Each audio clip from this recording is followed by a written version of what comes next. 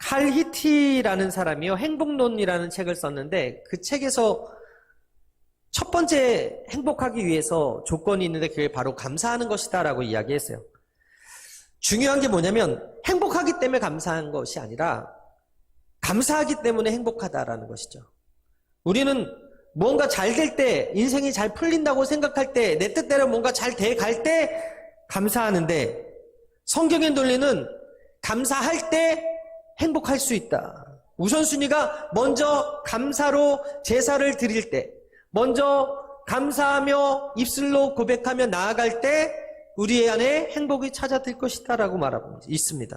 행복하니까 감사한 게 아니라 감사할 때 행복이 찾아온다라는 거예요. 오늘 본문 5장 18절 데살로니가전서에서 이렇게 말하죠. 범사에 감사하라. 이는 그리스도 예수 안에서 너희를 향한 하나님의 뜻이니라.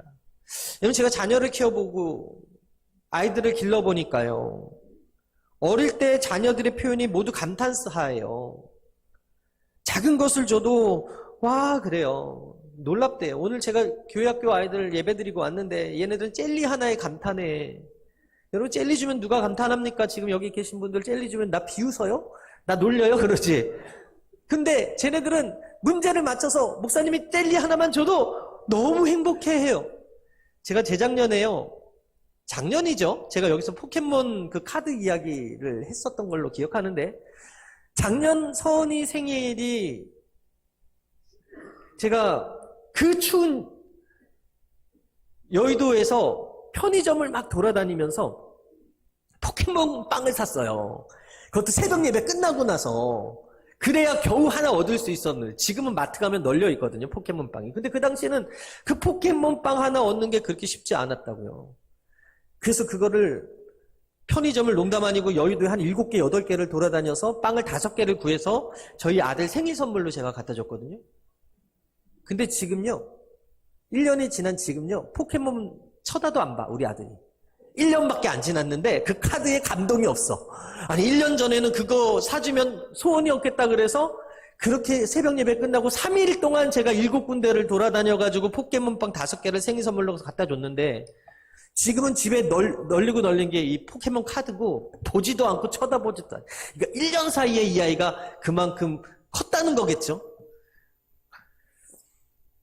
여러분, 작은 것을 줘도 감사하고 놀라워하고 대단하다고 생각하는데 어느 순간 점점 자라면서 감탄과 감사가 사라지는 거예요. 여러분, 우리 하원이한테 포켓몬 카드를 주면요, 화를 내겠죠. 그 아이한테는 이제 좀 새 기타를 하나 사준던가 새 바이올린을 하나 사주던가, 얘가 조금 더 크면 이제는 좋은 차를 사줘야 되고 좋은 집을 사줘야 될지도 모를 것 같아요. 여튼 커가면서 아이들이 감사를 잃어버리는 것은 어떻게 보면 당연한 거일 수도 있고, 감사할 조건들이 더욱더 많아지는 것이 아니라 점점 더 좁아지는 것이 당연할 거 아닐까라는 생각을 합니다. 요한이에게는 사탕 하나가 너무나 감동이고 감사고 감사거든요. 그런데 하원이한테는 그게 아니더라는 거죠. 이게 영적으로 봤을 때 과연 우리는 무엇을 해줘야 감사할까? 라는 것입니다. 인생의 신비와 경이로움을 잃어가는 세대 가운데 우리가 살아요. 감사를 잃어가는 세대 가운데 살고 있습니다. 모든 것을 그저 당연한 것으로 받아들여요. 지난주에도 말씀드렸잖아요. 예전에 건조기 없어도 잘 살았다니까요. 세탁기 없어도, 냉장고 없어도 잘 살았던 그 시대가 있었다니까요. 그런데 지금은 여러분, 버튼 하나로 세탁을 해주고, 버튼 하나로 설거지를 해주고, 버튼 하나로 모든 편의시설을 누릴 수 있음에도 감사가 사라지고 불만과 원망이 많아지는 세대 가운데 우리가 살아가고 있다는 거예요. 여러분, 우리 삶이 아무리 좋은 것으로 가득 차 있어도 감사하지 않을 때 행복이 멀리 떠나간다는 사실을 기억하게 되기를 바랍니다. 하지만 힘들고 어려운 상황에서도 감사할 수 있다면 우리 인생은 행복한 인생이 될 거예요. 어떤 사람이 행복한 사람인가? 어떤 인생이 행복한 인생인가? 오늘 내가 작은 것에 감사할 수 있는 마음이 있다면, 오늘 내가 작은 것에도 감사할 수 있는 태도를 가지고 있다면, 그런 습관을 가지고 있다면 그 인생은 행복한 인생이 됨을 믿으시게 되기를 바랍니다. 사도 바울은 어떤 조건에서도 감사하라고 이야기하잖아요. 그가 감옥 안에 있으면서도 기뻐하라고 권면하지 않습니까? 본인은 지금 당장 내일이면 죽어야 되는 상황일 수도 있고 당장 내일에 로마로 압송돼서 그 로마 황제 앞에서 목이 잘릴 수도 있는 상황에서도 빌립보 감옥에서 빌립보 형제들에게 감사하라고 이야기하고 범사에 감사할 때 하나님의 뜻이 이루어진다고 권면하고 있다면 오늘 우리도 바울의 권면을 마음판에 새겨서 범사에 감사해야 될 줄 믿습니다. 그래서 오늘 세 가지 살펴볼 건데 첫 번째가 뭐냐면 다니엘의 새 친구의 감사입니다. 따라하겠습니다. 다니엘의 새 친구의 감사. 그리 아니하실지라도 감사. 우리는 흔히 하나님 앞에 감사할 때 조건을 달죠. 내게 이런 문제가 있는데 이거 해결해 주셔서 감사합니다. 내게 이런 소원이 있어서 기도했는데 하나님 응답해 주셔서 감사합니다. 혹은 하나님께서 내 기도 들어주시면 하나님께 더 헌신하겠습니다. 봉사하겠습니다. 헌금 많이 하겠습니다. 하나님 먼저 축복해 주시면 열심히 봉사하겠습니다. 라고 얘기를 하죠. 그런데 이런 조건부 감사의 이면에는 한 가지 위험성이 있는데 그게 뭐예요? 내가 원하는 대로 되지 않을 때, 내가 기도한 대로 응답되지 않을 때, 내가 바라는 대로 이루어지지 않을 때 감사할 수 없는 거예요. 내가 외형적으로 잘 되지 않으면 감사할 수 없다는 거예요. 더 쉽게 말하면 내가 건강한 것은 감사할 수 있지만 병들 땐 감사할 수 없고, 내가 기도한 대로 응답되면 감사하지만 내가 기도한 대로 응답되지 않으면 감사할 수 없고, 그런데 하나님 뜻대로 될 때 가끔은 내 뜻대로 되지 않은 경우가 있잖아요. 하나님이 원하시는 게 스톱이라고 할 때가 있고 안 되라고 얘기할 때가 있지 않습니까? 유한이한테 제어이가 많이 하는 말이 안 돼요. 안 돼. 자야 되는데 더 놀겠대요. 밥을 먹어야 되는데 안 먹겠대요. 옷을 입어야 되는데 안 입겠대요. 그래서 혼나잖아요. 그래서 조금씩 이 아이가 배워가는 거 아니에요? 하나님이 우리가 원하는 대로 다 해줬다면 여러분들 다 로또 1등 당첨 다 한 번씩 경험 있어야 돼. 그죠? 근데 그렇지 않잖아요? 예수님도 십자가를 앞에 두고 이렇게 기도하셨습니다. 누가복음 22장 42절 함께 읽을까요? 시작. 이르시되 아버지여, 만일 아버지의 뜻이거든 이 잔을 내게서 옮기시옵소서. 그러나 내 원대로 마시옵고 아버지의 원대로 되기를 원하나이다 하시니, 하나님의 아들이신 예수님도 나의 원대로 살기보다는 하나님의 뜻대로 살기를 원하셨다. 다니엘 또한 하나님의 뜻이 먼저였던 사람이었죠. 다니엘서 6장 10절에 다니엘이 이 조서에 왕의 도장이 찍힌 것을 알고도 자기 집에 돌아가서는 윗방에 올라가 예루살렘으로 향한 창문을 열고 전에 하던 대로 하루 3번씩 무릎 꿇고 기도하며 그의 하나님께 감사하였더라.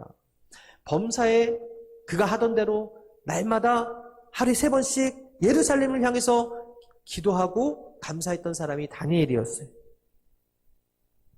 왕의 신상에 절하지 않으면 죽는다는 소식을 들었음에도 불구하고 어인이 찍히고 도장이 찍혀서 그 말을 행하지 않으면 죽는 것을 알면서도 두려워하지 아니하고 하나님께 기도하는 것, 하나님께 감사하는 것을 멈추지 않았던 사람이 다니엘이었죠. 여러분, 다니엘이 그런 사람이었다 보니 다니엘의 새 친구 사드락과 메삭과 아벳느고도 그런 사람이더라. 누굴 만나느냐가 중요해. 할렐루야. 누구랑 친하느냐가 중요해. 할렐루야.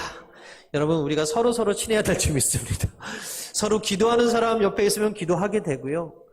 봉사하는 사람 옆에 있으면 또 봉사하게 되고, 항상 긍정적인 사람 옆에 있으면 긍정의 에너지를 받게 되는 거예요. 할렐루야. 여러분, 이 다니엘 옆에 새 친구 사드락과 메삭과 아벳느고가 어떤 사람들이었냐면 똑같이 총리들이었어요. 52개 주의 그 나라를 통치할 때 같은 총리들 중에서 3명이 바로 다니엘과 다른 사람들이었거든요. 근데 그 중에 사드락과 메삭과 아벳느고도 고을을 통치하는 그런 총리급이었다는 거예요. 그런데 그가 자신의 뜻대로 되지 않는다고 해도 그리 아니하실지라도 감사의 고백을 하더라는 것입니다. 바벨론 왕 느부갓네살이 금 신상을 만들어 놓고선 신상에게 절하지 않으면 극렬히 타는 용광로에 태워서 죽여버리겠다는 그 조서가 발표됐음에도 불구하고 다니엘과 마찬가지로 그들도 절하지 않았다는 거예요. 타협하지 않았다는 거예요. 그게 얼마나 위험한 일인지 알았죠. 그럼에도 불구하고 현실에 타협하지 않고 하나님께만 예배하고 하나님께만 감사하더라. 결국 단순히 하나님 한 분만을 믿는 그 신앙 때문에 총망받았던 도지사의 자리에서 죄인 신분으로 전락되어 버리고 체포되어서 느부갓네살 왕 앞에 끌려가게 되었어요. 다니엘서 3장 16절 이하에 사드락과 메삭과 아벳느고가 왕에게 대답하여 이르되 느부갓네살이여 우리가 이 일에 대하여 왕에게 대답할 필요가 없나이다. 왕이여 우리가 섬기는 하나님이 계시다면 우리를 맹렬히 타는 풀무불 가운데서 능히 건져내시겠고 우리 손에서도 건져내시리라. 사드락과 메삭과 아벳느고는 당시 세계 최고의 왕으로 불리었던 그 느부갓네살 왕 앞에서도 주눅들지 않았어요. 위축되지 않았어요. 비굴함이 없었어요. 단지 하나님만 높이고 자신의 신앙을 고백하더라는 것이죠. 이게 어떤 상황이냐면 저 북한의 김정은이 앞에서 3명의 친구가 잡혀가지고 하나님을 높이는 그런 상황이라고 생각하면 여러분들이 이해가 빠르실 거예요. 다니엘서 3장 18절에 그렇게 하지 아니하실지라도 왕이여 우리가 왕의 신들을 섬기지도 아니하고 왕이 세우신 금신상에게 절하지도 아니할 줄을 아옵소서. 여러분, 하나님께서 비록 우리의 소신대로 우리가 신앙을 지켜서 풀무불에 들어가서 타 죽게 한들 나는 하나님을 섬기겠습니다. 내 뜻대로 되지 않아도 그럼에도 불구하고 하나님께 감사하겠습니다. 이렇게 얘기하고 있는 거예요. 우리는 때때로 하나님께 기도하며 조를 릅니다. 하나님께서 나를 도와주시면 헌신하겠다. 하나님이 나를 축복해 주시고 하나님 나를 고쳐주시면 내 기도 들어주시면 무엇이든지 하겠다 기도해요. 그런데 그들은 그렇게 하지 않았다는 거예요. 내 기도 응답되지 않아도 내 뜻대로 살고 싶은 마음 있지만 하나님 살려주지 않으셔도 현실과 타협하지 아니하고 하나님께 감사하고 하나님만 바라보겠습니다. 이 신앙 가졌다는 거예요. 여러분, 하나님은 내가 생각하는 것보다 훨씬 더 깊고 내가 보는 것보다 훨씬 더 큰 것을 준비하고 계시는 하나님이심을 믿으시게 되기를 바랍니다. 지금 당장은 안 되는 것 같아도 지내놓고 보면 그것이 하나님의 더 큰 의미, 더 큰 뜻이었다는 것을 우리가 발견하는 경우가 있지 않습니까? 여러분, 제가 우리 아들이 여기 오늘 어디 갔지? 큰 아들이 팔싹동이로 태어났어요. 팔싹동이로. 그래서 생전 처음으로 119 구급대를 이제 탄 경험이 이제 아들 때문에 그랬는데 병원에서 태어났는데 이 애가 숨을 안 쉰다는 거예요. 그래서 그 옆에 있는 이제 그러니까 분당에 있는 병원에 이제 갔어요. 근데 거기 의사가 부정적으로 얘기를 하는 거예요. 최선을 다해 살려보겠지만 가망이 많이 없다. 어떻게 반응을 해야 될까? 가망이 없다고 하는 의사 밑에 내 아이를 둘 수 없겠다라는 생각이 딱 들어가지고 바로 119를 불렀어요.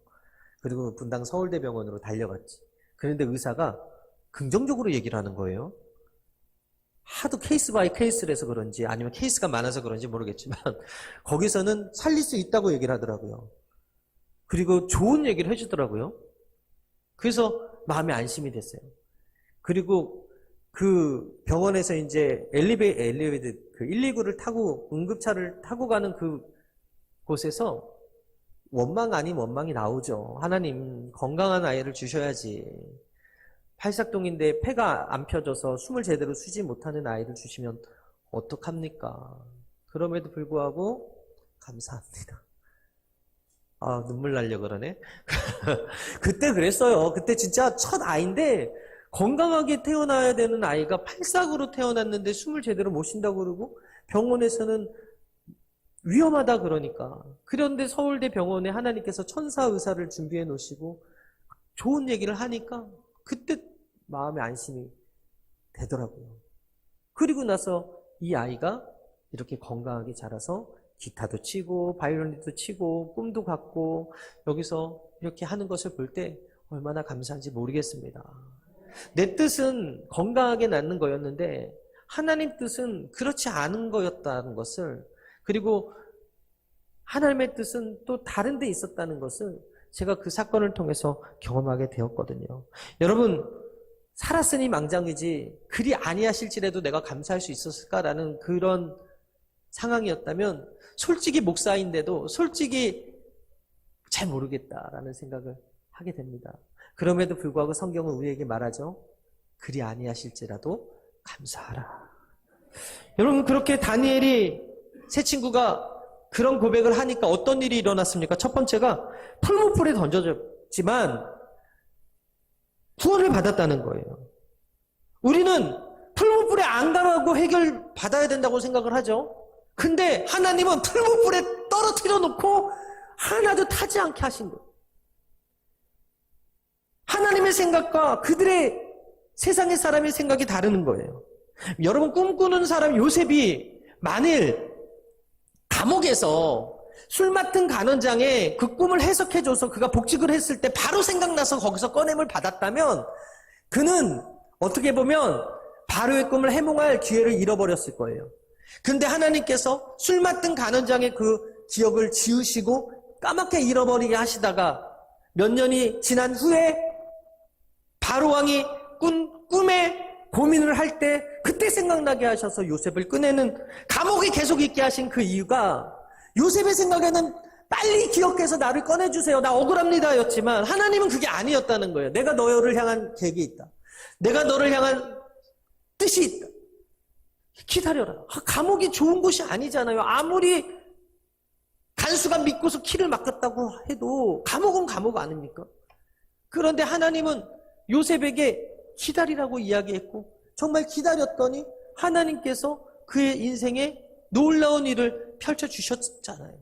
지금 당장 내 뜻이 막힐 때가 있고 지금 당장 내 뜻이 이루어지지 않을 때가 있어도, 내 기도가 응답되지 않을 때도 있어도 하나님은 선하시고 하나님은 들으시고 계시고 하나님의 시간에, 하나님의 때에, 하나님의 카이로스, 하나님의 역사의 그 순간에 기적을, 은혜를, 응답을 예비하고 계심을 믿으시는 여러분들이 되시기를 주님으로 축원합니다. 그래서 다니엘의 세 친구가 왕의 명령을 거역했다는 이유로 평상시보다 7배나 더 뜨거운 곳에 들어가지 않습니까? 다니엘서 3장 19절 이하에 느부갓네살이 분이 가득하여 사드락과 메삭과 아벳느고를 향하여 낯빛을 변하고 명하여 이르되 그 풀물을 뜨겁게 하기를 평일보다 7배나 뜨겁게 하라고 군대 및 중 용사 몇 사람을 명하여 사드락과 메삭과 아벳느고를 결박하여 극렬히 타는 풀무 가운데 던지라 하니 7배나 더 뜨거운 풀무에 들어가는 그들의 심정이 어떻겠어요? 그럼에도 불구하고 그 상황 속에 하나님은 그들을 잊지 않으셨고 하나님은 그들을 보호하셨고 그 속에서 하나님의 구원을 보여주셨다. 과거에도 그렇고 현재도 그렇고 미래에도 그러실 하나님, 오늘을 사는 저와 여러분들에게도 똑같이 나의 뜻대로 그리 아니하실지라도 하나님의 일을 여러분들을 통해서 이루어 주신다는 사실을 믿으시고, 오늘 내 기도가 응답되지 아니하고 오늘 내 삶이 내 뜻대로 되지 않는다고 해도 원망하고 불평할 것이 아니라 감사를 잃어버리지 않는 여러분들이 되시기를 바랍니다. 그리고 이 다니엘이 세 친구에게 또 어떤 일이 일어났어요? 하나님이 영광 받더라는 것이죠. 28절에 보게 되니까 느부갓네살이 말하여 가로되 사드락과 메삭과 아벳느고의 하나님을 찬송할지로다. 그가 그 사자를 보내사 자기를 의뢰하고 그 몸을 버려서 왕의 명을 거역하고 그 하나님 밖에는 다른 신을 섬기지 아니하며 그에게 절하지 아니한 종들을 구원하셨도다. 하나님을 믿지 않는 이방 왕이었고 자기가 신이라고 자칭 떠들던 왕이었지만 이 구원의 사건을 목격하고 뭐라 그래요? 하나님 외에는 다른 신이 없다고 고백하는 거예요. 세 번째 어떤 일이 일어났습니까? 그들의 지위를 더 높여주셨다는 거예요. 다니엘서 3장 30절에 왕이 드디어 사드락과 메삭과 아벳느고를 바벨론 도에서 더욱 높이니라. 여러분, 하나님의 뜻이 지금 당장 내 마음대로 움직여주지 않는 것 같아도 하나님은 여러분들을 향한 선하신 계획이 있음을 믿으시게 되기를 바랍니다. 그리 아니하실지라도 감사하는 자에게 기적이 일어날 줄 믿습니다. 두 번째 따라하겠습니다. 욥의 감사. 가진 것을 빼앗겨도 감사. 영국의 한 기자가 유명한 극작가 버나드 쇼를 찾아가 물었어요. 세계의 모든 책이 불타고 말았는데 한 권이 남아야 된다면 어떤 책이 남아야 된다고 생각합니까? 그러니까 성경에 욥기가 남아야 된다고 생각합니다라고 대답하는 거예요. 욥은 가난해도 병들어도 자식을 잃어버려도 아내가 배반해도 감사할 줄 아는 사람이었기 때문에 이것만큼 귀한 책이 없다라고 이야기하더라는 것이죠. 여러분, 욥에게서 잊을 수 없는 두 가지가 있는데 첫 번째가 뭐냐면 다른 사람들이 상상할 수 없는 고통과 시련과 아픔을 경험했던 사람이라는 것이고, 두 번째가 뭐냐면 그 가운데서도 감사를 잃지 않고 하나님을 기억했던 사람이다라는 것입니다. 욥은 하나님께서 인정한 동방의 의인이었고, 사탄이 그렇게 쓰러뜨리고 싶어 했던 타겟이었던 이유가 그가 하나님을 경외하는 사람이었기 때문이다라고 성경은 이야기합니다. 욥기 1장 1절에 우스 땅의 욥이라 불리는 사람이 있었는데 그 사람은 온전하고 정직하여 하나님을 경외하며 악에서 떠난 자더라. 하나님은 욥의 신앙을 한마디로 순전하고 정직했다라고 이야기합니다. 이 말은 그의 하나님을 사랑하는 마음이 시종일관 변함이 없었다는 것입니다. 교회만 오면 착해지고 교회 밖에 나가면 원래대로 돌아가는 것이 아니라 교회에서도 똑같고 밖에서도 똑같은 시종일관 성실과 정직과 거룩함이 그에게 있더라. 그런데 그가 가난한 사람이었는가? 아니라는 거죠. 엄청난 갑부였다는 거예요. 동방에서 최고 부자라고 성경은 기록합니다. 욥기 1장 3절 이하에 그의 소유물은 양이 7,000마리요 낙타가 3,000마리요 소가 500결이요 암나귀가 500마리며 종이 많이 있었으니 이 사람은 동방 사람 중에 가장 훌륭한 자라. 제가 횡성에 오니까 우리 성도들이 다 소 키우는 줄 알아요. 소 키우시는 분이 별로 없는데, 아니 횡성에 와서 목회한다고 하니까 성도님들이 소를 많이 키우시나요? 라고 물어보는 사람들이 꽤 있더라고요. 근데 소 한 마리도 저는 없잖아요. 소 한 마리만 있어도, 소 두 마리만 있어도, 소 세 마리만 있어도 부자라고 할 터인데, 아니 욥은요 양이 7,000마리, 낙타가 3,000마리, 소가 500결이, 암나귀가 500마리, 그리고 종도 많이 있어. 이 종이 있었다는 것은 여러분 우리 집에 설거지 해줄 사람이 있었고 빨래 해줄 사람이 있었고 청소해줄 사람이 있었다는 거예요. 엄청난 부자였다는 거죠. 부러울 것 없던 사람이 갑자기 삶 속에 까닭없이, 아니 하나님을 떠나기 위한 어떤 움직임이 있었던 것도 아니고 그런 마음을 먹었던 것도 아닌데 까닭없이 갑자기 엄청난 재앙이 찾아왔잖아요. 한순간에 그 재산이 다 사라지고 10명의 자녀가 하루아침에 없어지고 죽게 되고 자신의 건강을 잃게 되고 믿었던 아내마저 하나님을 욕하러 죽어라! 그렇게 저주하고 친구들도 위로하러 왔다가 조롱하고 비웃고 자기 집과 자기 동네에서 쫓겨나서 밖에 있게 되고 자식도 잃고 하루아침에 재산도 잃고 명예도 잃고 건강도 잃고 친구도 잃고 아내도 잃고 모든 것들을 잃어버리는 비참한 순간을 경험했을 때 여러분 우리가 어떻게 태도를 취하겠어요? 그런데 성경은 그가 원망했다 하지 않아요. 입을 다물었다 하지.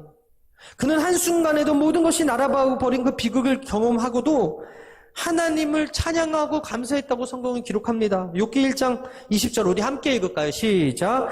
욥이 일어나 겉옷을 찢고 머리털을 밀고 땅에 엎드려 예배하며 이르되 내가 모태에서 알몸으로 나았사온즉 또한 알몸이 그리로 돌아가올지라. 주시니도 야훼시오 거두시니도 야훼시오니 야훼의 이름이 찬송을 받으실지니이다 하고 이 모든 일에 욥이 범죄하지 아니하고 하나님을 향하여 원망하지 아니하니라. 아멘. 모든 것을 잃어버려도 원망치 않고 범죄하지 않고 감사했다. 사탄은 하나님과 변론하기를 욥에게 복 주셔서 그런 거 아닙니까? 욥이 모든 걸 가져서 그런 거 아닙니까? 하나님이 주신 그 조건 때문에 욥이 그렇게 하나님을 경외하고 의롭게 사는 거 아닙니까? 모든 축복을 다 걷어가시면 그가 하나님을 욕할 것이고 다른 사람과 다를 바 없을 것입니다. 시험해 보시죠. 그렇게 얘기한 거예요. 그럼에도 불구하고 그 욥은 그 고난을 감사로 극복하더라. 그의 아내는 그 고난 가운데서도 욥기 2장 9절에 그의 아내가 그에게 이르되 당신이 그래도 자기의 온전함을 굳게 지키느냐? 하나님을 욕하고 죽으라. 여러분, 저는 저희 아내가 말하면 듣습니다. 저희 아내가 얘기하면 들어야 됩니다. 할렐루야. 우리 장로님들도 앉아 계시지만 사모님들 얘기하면 안 들을 수 있어요? 들어야지. 근데 욥의 아내가 지금 하나님을 욕하래요. 욕하고 죽으래요. 혀 깨물고. 근데 욥이 들었어요? 아무리 사랑하는 아내의 말이라도 그 말은 듣지 않았다. 여러분, 세상을 살아가는 데 있어서 내 사랑하는 사람조차도 나에게 상처 주는 말을 할 때가 있다. 그럴 땐 여러분 듣지 마십시오. 하나님의 말씀을 듣게 되기를 바랍니다. 욥과 같은 의인에게도 고난이 왔고 그럼에도 불구하고 믿음을 가졌기에 그가 모든 것을 빼앗긴 상황 속에서도 하나님께서 그를 기억하셨다라는 것입니다. 여러분, 하나님은 우리의 감사도 들으시지만 원망의 말씀도, 원망의 이야기도 듣는다는 거예요. 원망한다고, 불평한다고 어려운 일이 좋아집니까? 그렇지 않은 거예요. 욥기 1장 21절에 보게 되니까 가로되 내가 모태에서 적신이 낳아싸운즉 또한 적신이 그리로 돌아갈 올지라. 여러분, 욥이 어떤 신앙을 가지고 있었어요? 적신 신앙을 가지고 있었어요. 나 아무것도 가지고 태어난 게 없는데, 근데 내 이렇게 많은 것을 주신 거 다 하나님의 은혜고 이 모든 것을 누릴 수 있게 한 것은 다 하나님께서 주신 거야 라는 그 신앙을 가지니까 하나님께서 주신 것, 하나님께서 취하셨을 때도 내가 원망할 이유가 없다라고 고백하고 있는 거예요. 솔로몬도 그것을 깨달아서 전도서 5장 15절에 저가 모태에서 벌거벗고 나왔은즉 그 나온 대로 돌아가고 라고 고백하지 않습니까? 결국 인생은 적신에서 나와서 적신으로 돌아가는 건데 욥은 이 진리를 깨달았고 솔로몬도 이 진리를 깨달았기 때문에 감사했고 찬양했고 어려운 환경 속에서도 예배하는 인생을 살았다. 여러분, 제가 중앙일보 기사 중에 어느 유품 정리사의 기록이라는 그 기사를 읽게 되었는데요. 제목이 뭐였냐면 로또 2등 노가다꾼의 죽음이었어요. 집에는 새 로또 용지 가득했다.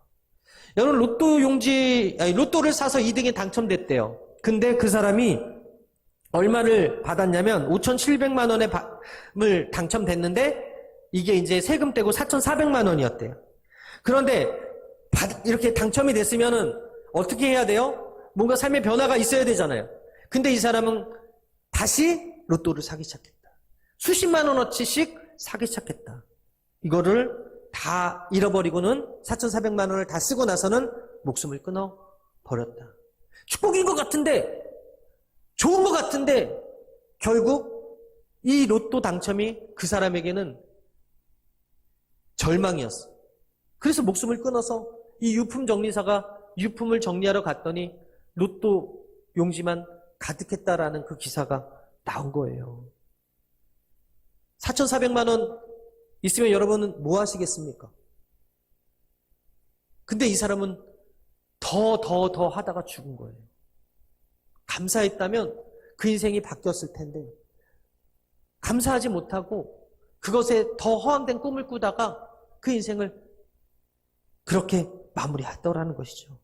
김국환이라는 가수가 타타타라는 노래를 불렀잖아요. 산다는 건 좋은 거지, 이게 2절이에요. 산다는 건 좋은 거지 수지 맞는 장사전소 알몸으로 태어나서 옷 한 벌은 걸쳐 삼소 우리네 헛짓는 인생살이 한 세상 걱정조차 없이 살면 무슨 재미 그런 게 덤이잖소 이거거든요. 여러분, 우리가 없는 게 아니라 있는 복, 주신 복, 하나님께서 우리에게 허락하신 그 복을 세기 시작할 때 우리의 인생이 행복해짐을 믿으시게 되기를 바랍니다. 할렐루야. 마지막으로 따라하겠습니다. 하박국의 감사. 없어도 감사. 여러분, 하박국은 남유다 백성이 우상을 숭배하고 온갖 죄를 범하니까 하나님의 심판으로 말미암아서 바벨론이 쳐들어와 잡혀갈 것이라고 예언했던 선지자입니다. 그런데 하박국 선지자가 남유다가 바벨론의 침략을 받아서 많은 사람들이 붙잡혀가고 죽을지라도 재물과 양식을 빼앗길지라도 땅이 전쟁으로 황폐하고 밭에 소출이 없을지라도 우리의 양이 없고 외양간에 소가 없을지라도 하나님이 함께 하시기 때문에 하나님이 도와주실 것이기 때문에 하나님이 구원해 주실 것이기 때문에 기쁘고 감사합니다라고 고백하는 거예요. 우리 하박국 3장 17절 함께 읽겠습니다. 시작. 비록 무화과 나무가 무성하지 못하며 포도나무에 열매가 없으며 감나무에 소출이 없으며 밭에 먹을 것이 없으며 우리의 양이 없으며 외양간에 소가 없을지라도 누구로 인하여서 감사합니까? 하나님으로 인해서 감사하는 거예요. 없고인데 하박국 3장 17절에 보게 되니까 야훼 하나님으로 인해서 감사하다고 하박국이 고백하고 있는 거예요. 여러분, 많은 것을 가지고 감사하는 데는 어렵지 않지만 모든 것을 잃어버리고 감사하는 것은 쉽지 않습니다. 그러나 하나님께서 다 취하신다고 해도 하나님 한 분 남은 것으로 인하여 만족하고 감사할 때 하나님께서 그 인생에 복을 허락해 주심을 믿으시게 되기를 바랍니다. 결국은 하박국 선지자나 욥이나 다니엘이나 그의 세 친구 그리고 바울 사도가 소유하고 있는 삶의 유형은 조금씩 달라 보여도 한 가지, 하나님을 소유하고 있었다. 할렐루야. 하나님이 내 구주가 되시고 하나님이 나의 아버지가 되신 그 한 가지 사실만으로 내가 모든 것을 잃어도, 내가 없어도, 내가 내 뜻대로 되지 않아도 감사한다고 고백할 수 있더라. 하박국 3장 19절에 주 야훼는 나의 힘이시라 나의 발을 사슴과 같게 하사 나를 나의 높은 곳으로 다니게 하시리로다 라고 말하고 있어요. 따라합니다. 하나님은 우리의 힘이 되시고 나를 높여주실 것입니다. 믿으시면 아멘. 모든 것을 잃어도 하나님 한 분만 가지면 모든 것을 소유한 사람임을 믿으시게 되길 바랍니다. 하박국 선지자는 세상적이고 인간적으로 보기에는 감사할 조건이 없는 것처럼 보였지만 믿음을 가진 신앙의 눈으로 그를 쳐다보면 항상 하나님이 그와 함께 하셨고 그에게 복을 주시고자 말씀을 계속 그에게 공급해 주셨다. 오늘 나에게 하나님 말씀이 들리는 것이 복입니다. 할렐루야. 그 말씀이 나의 마음판에 새겨지고 있으면 복임을 믿으시게 되기를 바랍니다. 하박국 2장 3절 이하 시작. 이 묵시는 정한 때가 있나니 그 종말이 속히 이르겠고 결코 거짓되지 아니하리라. 비록 더딜지라도 기다리라. 지체되지 않고 반드시 응하리라. 보라, 그의 마음은 교만하여 그 속에서 정직하지 못하나 의인은 그의 믿음으로 말미암아 살리라. 따라합니다. 오직 의인은 믿음으로 말미암아 살리라.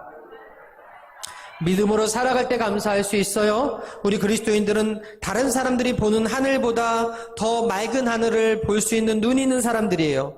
가끔씩 하늘에서 떨어지는 나뭇잎을 보면서 그리고 시들어가는 꽃을 보면서도 하나님이 나를 얼마나 사랑해서 이런 것들을 보여주시나 하는 고백이 있어야 될 줄 믿습니다. 한근영 사모님의 나는 기도하기로 했다라는 그 책 중에 나오는 간증인데 이 간증을 여러분들과 함께 나누길 원합니다. 이 사모님이 어떤 사람이냐면 남편이 목회자인데 희귀병 난치성 원인불명의 섬유근육통 증후군을 앓고 있으셔가지고요. 일주일에 한 번 설교하는 것도 힘드신 분이었어요. 근데 목사님이 설교를 안 하면 헌금이 안 나오잖아요. 그럼 삶이 힘들잖아요. 그러니까 이 목사님의 내조를 위해서 그렇게 열심히 이렇게 건강을 챙기시던 사모님이에요. 간병과 살림과 생계를 도맡고 또 불안과 강박이 있는 첫째 아들, 이 아들이 발달장애가 있는데 불안도 있고 강박도가 높았대요. 아들이 둘이 있는데 그런 상황이에요. 그래서 조카도 특수학교를 다니는 아이인데 이 아이를 통학시키면서 그렇게 힘들게 살던 사모님이 책을 썼어요. 나는 기도하기로 했다. 그래서 제가 이제 이 책을 읽었는데 그 중에 나온 간증이 코로나를 지나면서 교회 재정이 어려웠던 거죠. 그래서 2019년도 시장에서 이렇게 카트를 끌면서 도는데 여름에 열무김치가 눈에 들어오는 거예요. 여름에 열무김치가 눈에 들어와서 맛있게 보였다는 거예요. 근데 그게 10,000원 했대, 10,000원. 10,000원어치만 사갈까? 그런 생각이 들었다가 다시 제자리에 놓았대요. 교회 재정도 어려운데 내 배를 불리는 것은 옳지 않겠다. 하나님께 감사헌금 드리려고 빼놓은 이 돈을 쓸 수 없다. 그래서 이 돈을 쓰지 않고 감사헌금에 넣었다는 거예요. 다음날 주일 예배를 시작하기 전에 교회 주방에서 쌀을 씻어 안치려는데 집사님 한 분이 김치통 하나를 들고 왔대요. 열무에 얼가니까지 섞은 여름 열무 김치를 주시더라는 거예요. 그러면서 사모님 이제 어저께 낮에 누워 쉬는데 갑자기 열무김치를 해야겠다는 생각이 들어서 벌떡 일어나서 장을 보고 와서 열무김치를 담갔어요. 내가 무슨 정신으로 이걸 했는지 모르겠어요. 그러면서 열무김치 한 통을 주더라는 거예요. 이 집사님 어떤 집사님이었냐면 무릎 수술을 하신 지 얼마 안 돼서 무리하면 안 되는 분이었고 청소를 하시는 분이기 때문에 토요일에는 꼭 쉬어야 하는 분인데 갑자기 그 열무김치를 담가야 된다는 마음이 들어서 그거를 담아서 갖다 드렸다는 거예요. 그리고 다음날 교회 지체에 한 자매가 문자를 보내왔는데 엄마가 열무김치를 담갔다는 거예요. 사모님 갖다 드리라고 해서 냉장고에 갖다 놨으니까 맛있게 드세요라는 그 문자가 왔다는 거예요. 아니, 이 엄마는 자기 교회 다니는 사람도 아닌데 갑자기 사모님 갖다 드리라고 열무김치를 해가지고 딸을 통해서 보내서 교회 냉장고에 갖다 놨다는 거예요. 6일이 지난 다음에 옆 동네에 사역하는 친구 사모님, 암에 걸려서 암 투병하는 그 사모님이 전화가 왔대. 사모님, 우리 교회에서 바자회를 했는데 우리 엄마가 열무김치를 보고 사모님 꼭 갖다 드리라고 해가지고 고집 부려서 가져가니까 5분 후에 교회 앞에서 나와서 받으라는 책에 있는 내용이. 그 사모님이 이렇게 고백합니다. 내가 작은 것으로 감사하면 내가 다 줄게. 넘치게 줄게. 그렇게 하나님께서 약속의 음성을 주셨대요. 재정적으로 어려워서 힘든 그 상황 속에서 하나님이 책을 쓰라는 마음을 주셔서 책을 써가지고 냈는데 이게 엄청나게 베스트셀러가 돼서 지금 많은 분들이 읽고 있어요. 여러분 기억하십시오. 나는 기도하기로 했다. 나는 같이 살기로 했다. 이 2권을 내셨거든요.